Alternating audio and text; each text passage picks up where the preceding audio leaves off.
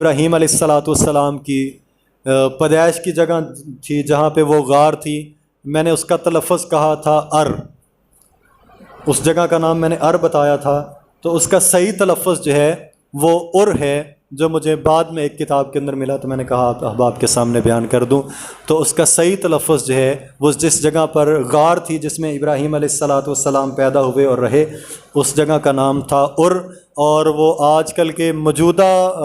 عراق کے حساب سے جہاں پہ تل ابیب شہر ہے یہ جگہ وہاں پہ ہے، اور یہ آبادیاں جو تھیں یہ ابراہیم علیہ الصلاۃ والسلام کے باپ آزر کو جاگیر کے طور پر ملی ہوئی تھیں،